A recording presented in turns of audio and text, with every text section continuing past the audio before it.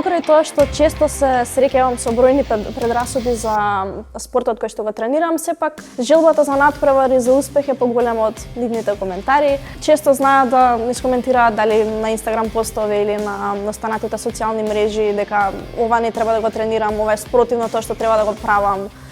Сепак ќе занемарувам тие коментари и продолжувам понатаму. Секој има право да се занимава со што сака, ако ги слушаме коментарите на другите, никогаш нема да се осудиме да направиме нешто што ние го сакаме. Така да моја порака и она што ја го практикувам е да ја тргнеме галамата на страна и да се фокусираме на себе си и на успесите што сакаме да ги оствариме.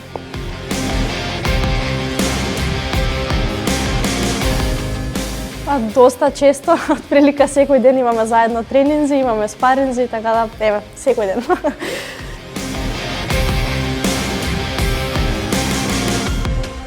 Тој го држи клубот веќе скоро 20 на години и првиот момент кога стапнав во сала видов дека тоа е тоа што го сакам да го правам, а и поред дечките што се надпреварува, уште толку има поголема мотивација да пробам и јас. И пред него си скоро 13 години започнав да се занимавам со боречките вештини.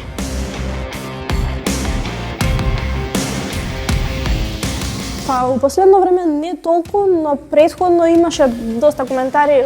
Пред да го направиш успехот, сите коментираат од страна како ти ка си девојче, не треба се занимаваш со боречки вештини, ќе те повредат, ќе ти искршат рака, нога, оди играј некој танц. Но мислам дека како поминува времето и турнирите и успехот, буката се намалува некако. Ако човекот како поединец го бива во некоја област и сака да се занимава, не е битно дали е машко, женско и од каде потекнува.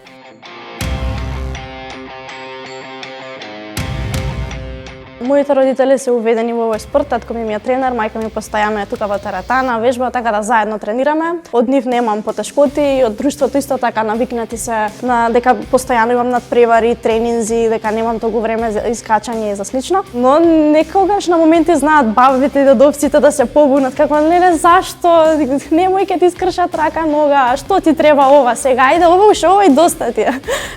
Има некои такви коментари.